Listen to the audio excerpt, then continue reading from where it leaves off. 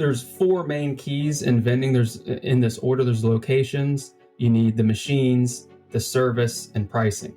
We've been crushed with the inflation, the can of Coke going up 30% in 1 year. So those four things, you nail those four things, and that's how you make money with vending machines. Welcome to another episode of the Upflip Podcast. I'm Alex Freeman, your host, and today I'm talking to Adam Hill, owner of Hill Vending. He bought the route 8 years ago after leaving his corporate career. Today, he's sold millions of products from his machines and makes an average revenue of $50,000 a month. Best of all, that income is largely passive, letting Adam work part-time hours and spend time with his family. In this interview, Adam shares everything you need to know about how to start a vending machine business. He'll talk about what machines to buy, where to put them, and how to track and manage the machines once they're in place. Let's get right to it. Adam, thanks so much for joining us. Awesome.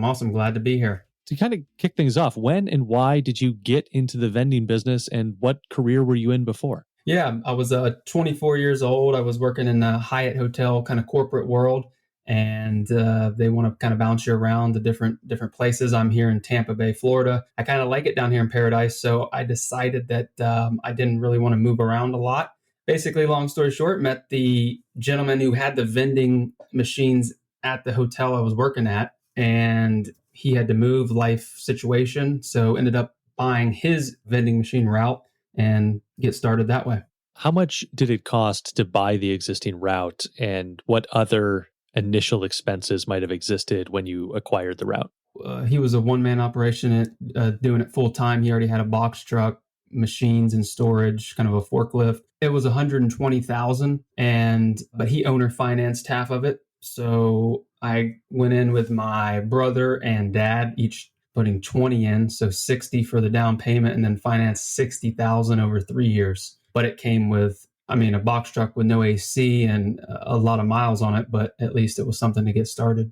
What would you describe as the minimum budget for someone who might be starting from scratch? The first thing you got to do is learn what's going on. Unfortunately, there's no high school course or college course on vending machines. They need to either link up with the program we've got or someone in their area, because it can go downhill real fast. I see a lot of people online buying $300 machines, a lot of big time people on YouTube recommending that kind of path. And unfortunately, I've been down that path. That's going to really crash and burn, and they're going to lose all their money. So get educated. I can get people who come in my program financing through different vehicles, zero down financing. So basically you finance 100% of the machine, put it on location. The revenue from that location makes the machine payment, kind of like a real estate, renter pays the mortgage kind of situation. So you don't need a ton of money. It's obviously good to have probably $5,000-$10,000 for expenses that may come up. Can you lay out specifically some of those financing resources that exist? Click Lease is one. I've used Firestone Financial. Those are a couple off the top of the head. VendLease. Just Google vending. If you Google vending, financing, they're basically equipment. They loan on equipment, and you just would make the payment to them. When you acquired the route, did you make any changes right away, or did you just kind of start out by just rolling with the route as it was? Yeah, my main objective was to kind of understand what was going on first. Obviously, vending machines are, they seem simple, but there's a lot of intricacies that go into coffee vending machines, snack machines, drink machines. So the first couple months is you're jumping all in and trying to figure it out. The gentleman did stay on for a month to help train and show me the ropes. So that was good. But after that, then you're kind of on your own and get started. So when you did start to make changes, what were some of those initial changes, and why did you make them? Yeah, unfortunately, in the first month or two, the largest location that he had on the route was probably 30 or 40 locations total. He was grossing probably 140, 150 in gross sales. And the largest location, which probably accounted for, I would say, 25 to 30% of the revenue, decided to kick us out, or to kick me out since it was mine at that time. And they wanted to do the vending by themselves. So talk about a low blow right there. Just got kicked out of a location, the biggest location that we had at the time, and all because they wanted to do it. And it was machines outside of an office park, and they had the cafe, and they wanted to get some revenue from the vending going forward. So to lose that right off the rip was definitely an eye opener. And but when you go all in, like I kind of did, I wasn't dabbling A lot of people dabble in it. When you sign the note to pay back your family and a man you don't know $120,000, you got to figure it out. Had to figure it out along the way. And 8 years later, say I kind of figured it out. Is that loss of location the biggest risk that you face as a vending machine business? Pretty much. Yeah. Because if you have a location and you have a contract, it's just a service agreement. There's no real, set in stone. Even if I've taken over like a nursing home location that had a 4-year contract with the current vendor, they were in month 3 and they kicked them out. So it's just a service agreement. At the end of the day, if they want you out, you're not going to be able to keep your machines in there. It's their building or their property. So that's kind of how that goes. Is maintaining those relationships the most difficult thing of operating a vending machine business, or are there other things that new owners should be prepared for? There's 4 main keys in vending. There's in this order, there's locations, you need the machines, the service, and pricing. You have to have all 4 of those working together. So location, you have to have a good location, or if there's no foot traffic going by that location, doesn't matter if you have great service and great machines and the best pricing, right? So all 4 of those play together. You kind of need all 4 of those to be successful. And most of the time, what I see with, people who DM me on Instagram or TikTok or whatever is they're not even aware of what they don't know yet, unfortunately. So location, first off, you need a minimum of 50 people. This is just me talking from my experience. You need at least 50 people to pass in front of that machine per day. So whether that's employees, customers, whatever it may be, at least 50 people for it to be a viable location. The machines, after buying and selling a lot of different machines, brands, there's a lot of brands out there. I've settled on a couple. AMS is a brand that I love for snack machines, and Vendo, the 721 series. If anybody's looking, those are by far the best machines that I've ever used. So you get into trouble if you're piecing together 5 different brand vending machines that you don't know how they work at a location. Nothing's interchangeable. You don't know how to program it or price it. You're having constant issues. You have to get your machine game tight. And I don't care what brand you pick, but you need to stick with a certain brand, So it's kind of like a car analogy. If you have it's like the county, they have fleet vehicles, all Ford, all Chevy. You need to keep your fleet tight. So your parts, your inventory, everything that you have on deck is streamlined. So locations, machines, service. And then like you're saying, talking to the accounts, the service aspect of it, when they call, how soon are you going to be there? When they call and say that, somebody put gum in the machine or whatever, how soon are you going to fix that? And that is the biggest problem with the vending industry is service. There's a lot of fly-by-night mom and pop operations, and they don't focus on the service. And as easy as you can get an account, you can lose it based on poor service. So, and then finally, the pricing, especially now, we've been crushed with the inflation, a can of Coke going up 30% in 1 year. Unfortunately, you have to raise your prices on your customers. Candy bars going from 60 cents to now 90 cents. You have to make sure that you're not just filling machines and not making a profit. So those 4 things, you nail those 4 things, and that's how you make money with vending machines. When you were first getting started, what was the biggest mistake that you may have made? And what did you learn from it? And how can other business owners avoid it? Biggest mistake I made was trying to do too much at one time. I should have spent time to learn. So right now, my focus is snack and drink machines, break rooms, car dealerships, nursing homes, snack and drink. When I started, there was an ice cream machine. There was a coffee machine. I was doing bulk delivery to hotels for their convenience stores, doing so many different things and not becoming proficient or excelling at any one led to a lot of mistakes. So that's the biggest mistake I made, was spreading myself too thin, trying to do too much too soon. Before the opportunity presented itself to buy an existing route, were you interested in the vending machine business, or was this sort of a happy circumstance that just presented itself to you? It just presented itself. I actually, I had no prior background. None of my family was in vending or anything like that. I was, young and I figured I can always go back and get a corporate job if it doesn't work out and make monthly payments. So it seemed the reason that I liked the vending is because it's pretty simple, pretty straightforward. There's a machine, product, pricing, in and out. You fill the machines, you get the money, you go to the next machine. And when you're done with your route, you can go home for the day. Not the corporate job where you get there at 8 o'clock and you're done by noon, but you have to stay till 5 o'clock. Whenever we get done with our route, we can go home, so it's not just being on the clock just to be on the clock. If you're proficient and excel at, getting your route done, then you can go home. So what are some of the pros and cons that you feel of buying an existing business as opposed to starting one from scratch? the benefits of buying is you already have an established location, right? You already have the machines there. You don't have to worry about sourcing machines, installing machines, getting it set up. All you have to do is it's turnkey, just run the operation. So to acquire vending locations, that there's really only two main ways. You can either buy an existing route or, sales as far as door to door, call, try these, vending locators. But those are really only the two ways to acquire routes. And most of the time, a lot of the gold mine accounts are taken. There's not just a 400 person account that's waiting for someone to put machines in. They've either made a call and solved that problem. So we've bought routes. That's how we've grown to the where we are, is from sales and from acquiring.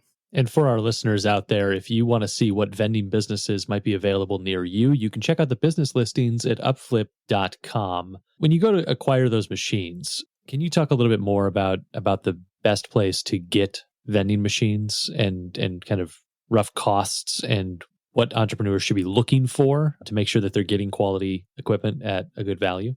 Yeah. So the first thing is, like I said, I would look at the brand first. Those AMS and Vendo is a snack and drink brand.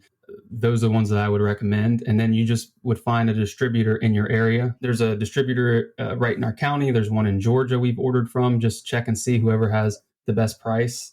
And you can kind of go from there. It's just, you would check their website and make sure, once you know and have some experience with the machines, then you can go, like we do on Facebook Marketplace, or offer up and purchase the brands that you like. But when you're starting out, it's best to know what you're getting and then try and find deals later. So find distributors, an actual machine distributor in your town or area, and go in there and talk with them.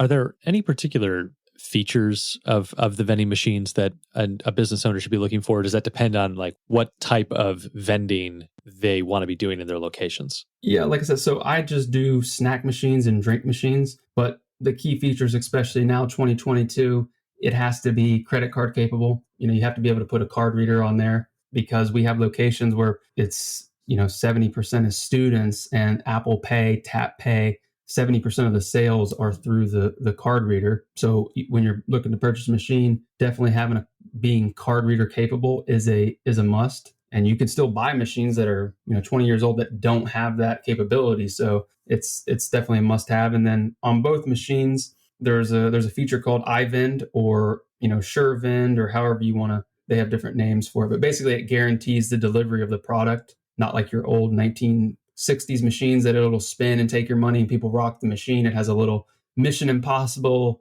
laser beam at the bottom of the chute that guarantees that product comes out, so people aren't getting mad and saying they need a refund. It'll tell you to make another selection. So those are a couple key features that people should look for in this time on the machines they're buying. And besides the machines themselves, and I presume either a van or a box truck of some kind, what other equipment or tools does somebody need to run the vending business? So it depends on how in-depth you want to get, right? So we have a forklift now. We have a pallet jack to move machines. We have all the equipment. If you're just starting out and you want to make a couple thousand extra, you don't need to invest that money into all that equipment. Just pay someone to move your machines when that happens.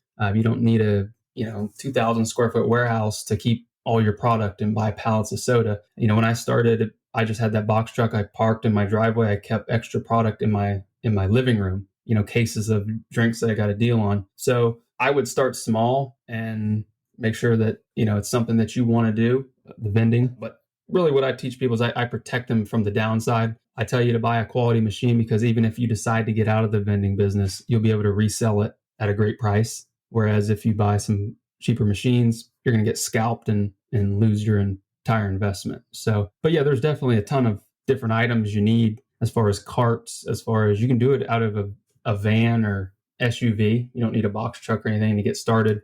But as you grow, you'll come across certain tools that'll make your make your life easier. I didn't expand into a warehouse until I was going to Sam's Club twice a day in the morning and evening. Now I can have all the product, buy it at a pallet at a time instead of pushing carts around Sam's Club. So when you get to the point where it makes it more efficient, your operation, you'll kind of know when that time comes.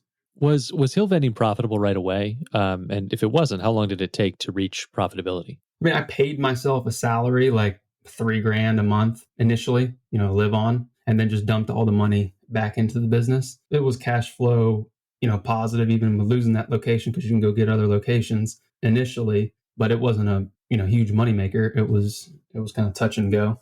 And I presume that would be another benefit of buying an existing route as opposed to trying to start one from scratch. Right. And there's, I have a list of like 16 different questions that you need to ask a prospective seller on the phone before you even meet in person. If you don't buy at the right price, then you can get took to the cleaners, right? If you're buying a route, I just worked with somebody in California who was in the program, and they were thinking about buying a $180,000 route in California. And they got in the program. I went through the list of machines. Like 85% of the machines weren't even credit card capable. So they were about to buy a route that had outdated machines. They were going to have to dump another 40, 50,000 and just to upgrade them. So yes, you can buy a route, but there's liability and there's booby traps along that way too. For Hill Vending, what is your current average revenue per month, and what kind of profit margins are you seeing on that revenue?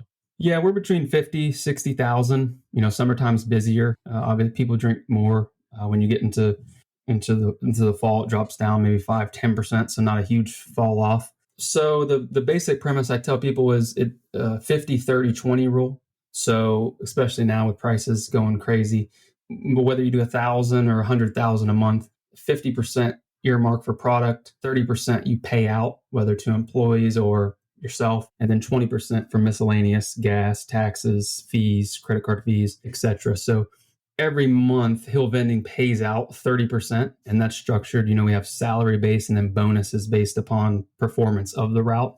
So for someone thinking, how can I make an extra, $3,000 a month, right? You'd have to say 9, 10,000, 10,000 in sales. If you can bring in 10,000 in sales, you can pay out 30%. And those are conservative numbers, but that's a good baseline to go with.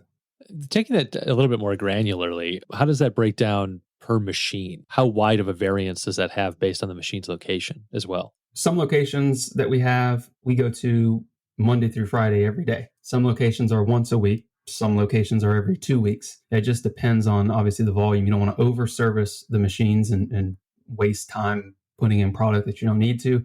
And on the flip side, you want to go to accounts that are busy and pull the money out and make sure they're full. So as far as per machine, it's such a wide variety. We have accounts that do 6,000 a month, 2,000 a month, 1,000 a month. It just depends on the location, honestly. The general average, like a solid nursing home, let's say. So anyone in the country knows where a 120 bed nursing home should bring in $2,000 to $4,000 a month in gross sales with 2 to 3 machines. Now, you alluded to this just now on the schedule for restocking and servicing the machines. Is that a very set schedule? And what would it take for you to adjust that? Like, does the customer call you and say, hey, the machine's running low, and that's how you add it onto the route? Or is it always every 2 weeks we're coming to this place? So once we get a new location, we visit a few more times than we need to, but we put it on a route schedule based on how much you get a feel for how much it needs to be filled.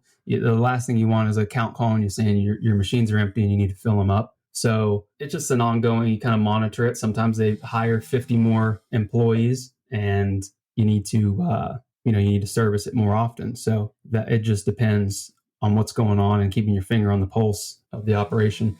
Geographically, in the county, if you have a wide area, you don't want to be driving north 10 miles and south 5 miles. You want to keep your route tight geographically based on what's clumped together. So a couple different factors going into that. So tell me about what kind of systems you're using to manage your back end, inventory management, the finances, and even workflow for all the different routes. So I have, accountant and, a finance kind of person who gives me the numbers and the breakdown and all that. But really with the vending, Excel spreadsheet does a lot of it. I run my business based on money in, money out. So I want to know at the end of the month how much the sales were, how much expenses went out, and then what's left over. And then obviously what we have in inventory. With the technology nowadays and the card readers, people can kind of overcomplicate it, in my opinion, vending, trying to track the sales of every little item, how many Cheez-Its sold and how many Snicker bars. And while that can be good, it's a lot of busy work. Basically, my overview is I like to, as a percentage, what does our product cost as a percentage of the business? Where's our labor cost?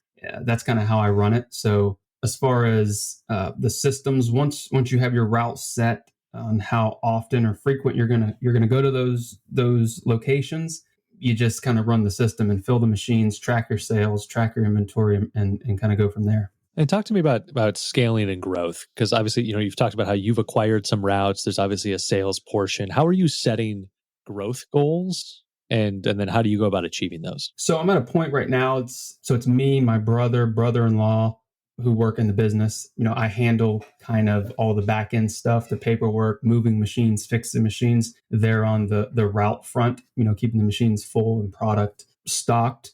I've talked with other people who have, multi-million-dollar vending operations with, 8 box trucks and a bunch of employees. And they just express the headache that comes with that, all the headache that's involved with all the employees and everything, all your trucks and maintenance and machines. And I'm not really looking to expand too much further. Probably 70 a month would be a good goal that we'd like to hit to kind of cap out. But I really want the freedom and the lifestyle that I have. So there may be another direction business wise to head, but really scaling this to multi-million dollars is not really what I'm looking to do. So this is going to bring us to a section of the show that we call our Fan Blitz questions. These questions come from our YouTube community channel. Those of you listening out there, go find Upflip on YouTube, join the community, and you can pose questions to future guests. So these are going to be quick hitters for you. So here we go. RH is asking, how do you get locations to place your vending machines? Well, yeah, we touched on it a little bit. 2 ways: door to door, go,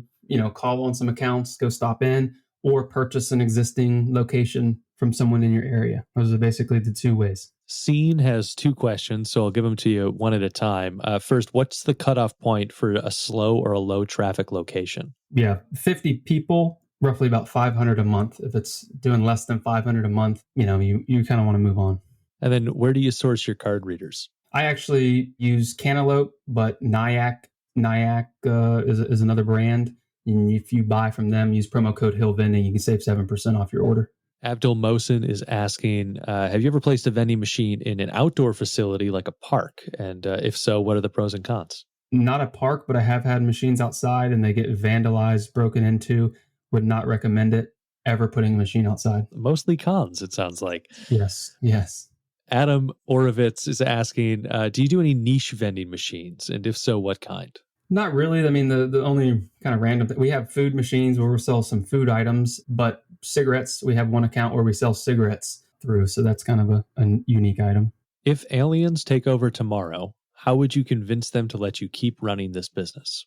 Everybody's got to eat, even if it's the end of the world, with people's last dollar, they want a nice Snicker bar and a cold Diet Coke. Last Blitz question here. What or who would you like to have as a mascot for your brand? Probably an alligator with a Gatorade in one hand and a Snicker bar in the other. Oh, I love that. Those are the Fan Blitz questions. Again, these come from the YouTube community. Go find us on YouTube, Upflip on YouTube, and join the community. Pose questions for future guests. Adam, just a few more questions from me here. Can you share some advice on adding a new vending account? A couple of things we'd like to know in particular, like, connecting with the owners. How do you go about doing that? And then how do you gauge if that location and account would be profitable? Yeah, so this gold nugget that I'm going to share, whoever's listening this far is worth the price of admission.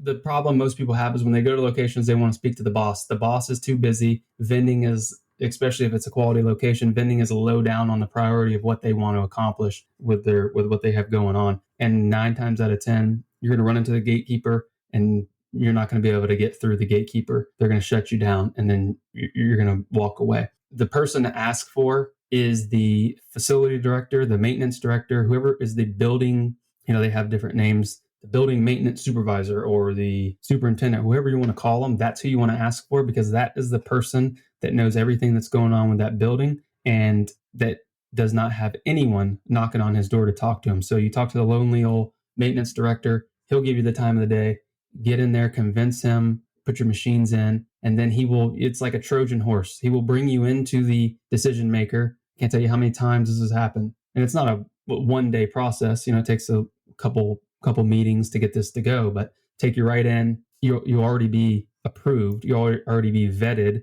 by someone that works there. And that's how you can kind of get a hack to getting locations. So you use that if you're trying to get locations. Now, can you just put a vending machine anywhere, or what are the rules and regulations about placing vending machines? I mean, as anything that's legal, like I would assume you could put it where you want. I mean, different towns, and obviously California and New York City are probably going to have different restrictions, different licenses or little fees or little taxes that they're going to tag on you. But you can research all that, with your local city hall, chamber of commerce, or whatever, and see. But as far as I'm concerned, you're looking at secure, like, break rooms. I wouldn't be just randomly putting machines, outside at different locations. So then who's making the call about what products are being stocked in each machine? Is that, do locations have a choice, or is that centrally decided by you and the company? They have a choice within reason, but after doing this for 8 years and literally selling millions of dollars worth of product, there's a reason that Pepsi sponsors the NFL halftime show, Snicker bars, all this,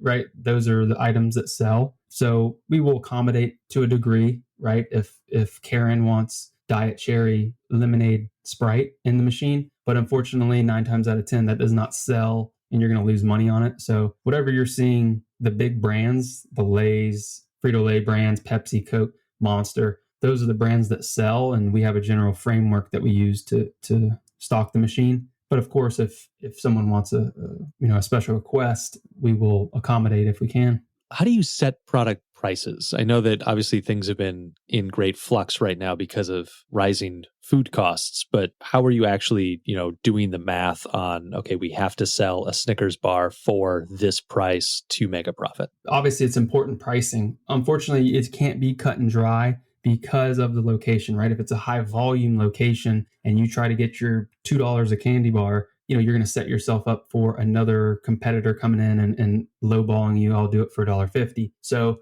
within reason, a can of soda is what, 30, 35 cents. We sell them for $1. So you 3X on your drinks. Candy bars, you may only be able to get a 2X, markup. So you have more fluctuation on pricing with your snack machine because you have 45 different products, whereas a drink machine, it's the same kind of, there's drinks, they're the same price. So you can't use variable kind of pricing on that. But your snack machine, you can put in Oreos or find a deal on Oreos for 25 cents and sell them for $1.25. And then when those sell out, you can find another deal. So really on your snack machine is where you have the most leeway to get your margins up. Now, I know that the newer vending machines make this occurrence a little less frequent, but what is the process for when a machine breaks or eats someone's money? How do you handle that situation? So what we do is every account we set up at the front desk or whoever the point person is, a refund kitty of say $10 and a list. So if Bob loses $1 in the machine at 11 o'clock at night, they're not wondering who they go to. They can go to the front desk area, get their refund, and instantly be refunded. They don't have to know who to call or look anywhere. And then when we come in to service the account, we can look at the list and see, okay, we had 2 refunds or something happened. But normally we'll get a call if the machine is down, like jammed or something's wrong with it. We'll get a call and come out and take care of it. Do you service the machines yourself, or do you use a third party? Everything's mainly plug and play. If you need a motor in the machine, you just would take the old one out and put one in. But when it comes to more in-depth repairs, I don't have, that level of expertise. I just would get the part, take it out, send it off to get fixed, then install it. So everything's kind of plug and play with vending machines. But as far as refrigeration deck, if a refrigeration deck goes out, I'll just pull the entire deck out, go take it to someone to get repaired, and then put it back in. And then what are the kind of ongoing monthly average maintenance and repair costs? Your snack machines, you're going to have minimal issue, obviously, depending on brand, if you buy quality. I can't tell you the last time a snack machine, you just wipe it down, make sure it's clean. Your coin and bill validators. You want to make sure there's no dust or debris in there. Your sensors are clear. But a snack machine is pretty simple and turnkey. Your drink machine, all you want to do is make sure that the refrigeration deck is not getting a lot of buildup, like your refrigerator, the dust and making it the compressor overwork. And same thing on that. Just make sure your coin and bill validator is clean. The sensors are clean. Now, how passive is the income from this business? How many hours were you investing in the business when you first started, and how does that compare to today? Well, at first it was all me, so it was a full time job for me, 100%. And then about 3 years in, my brother joined, and then another couple of years, my brother in law. So now I don't have a full time. I'm not on the route full time. I can still jump in and assist, but I'm not having to do the route full time. If I put the amount of hours that I'm actually working per day on the vending business that I had to put in, it'd probably be 3 to 4 hours. And you just 5 days. mentioned you started as a one person operation. How long were you going before you brought in that first employee? About 3 years. And how many people are working for Hill Vending today? Three. So me, my brother-in-law, and then my dad was part-time, just a couple hours. As a business leader, how do you determine which tasks to delegate and which to handle yourself? Yeah, that's a problem with most people, even myself, is you're a perfectionist and you can do it better yourself. So what to delegate and what not to, and I'm not perfect at it, but you try to set the systems up so people can execute the systems and kind of go from there. So you make the system simple that people can execute, and anything that's like not able to be systematized, I guess I do.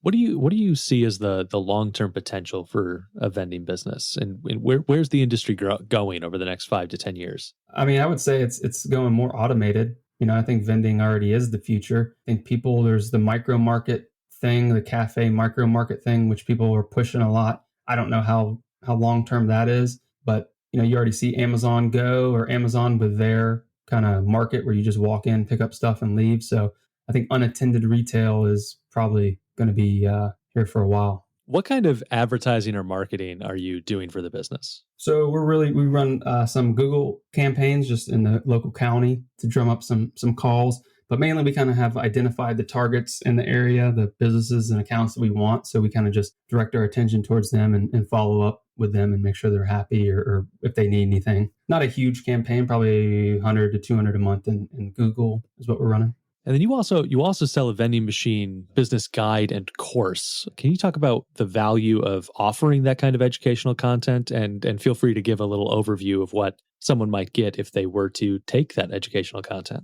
Yeah, hillvending.com/course. It's basically people were reaching out to me on TikTok, Instagram. How do I do it? Right. There's a lot of interest in vending. Basically, I put all the best practices in this 80 plus video guide, all the PDFs, downloads that I use, all the contracts, proposals, basically A to Z, what you need to know in a course. And then on top of that, throw in access to reach out to me, private Facebook group, plus you can call me for $500. So, I mean, it's a steal. When you think about people are going to buy machines for $5,000, you might want to learn from somebody for $500 first. Yeah, it's just packed with value. Comes with a 30-day money back guarantee. So if you're not happy, you don't lose anything from it. You just learn. So yeah, check that out, hillvending.com/course. If you could go back to the start of the business, to when you acquired the route again, with what you know today, what, if anything, would you do differently? I would walk completely away from that route. I would not purchase that. No, 100% no. I mean, the machines were older. The accounts were not established, were not high volume.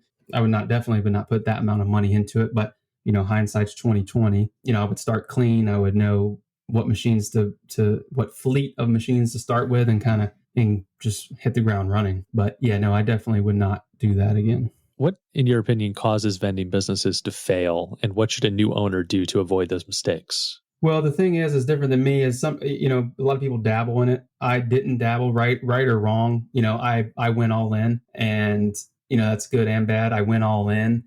So I owed $120,000. So I couldn't dabble, right? I jumped off the diving board, however you burn the boats, however you want to say it. So people get in for a few thousand and then it's hard and then they get out. I didn't have that option. I'd already quit my job. I was already had to figure it out. So it forced me to see it through and grow through that. Last question from me. What's your favorite business book and why? Probably just Rich Dad, Poor Dad, Robert Kiyosaki. Just the foundational, bedrock book to get you to think different of the quadrant. Definitely recommend that one. That is going to do it for this episode of the Upflip podcast. Make sure you check out our blog where you can find more actionable advice on starting a business from scratch and growing it to six figures and beyond. That is at upflip.com/blog, or click the link in the description below. We'll have links to all the sites we mentioned in this episode. Adam Hill, Hill Vending, thanks so much for joining us. Awesome. Glad to be here. Thank you.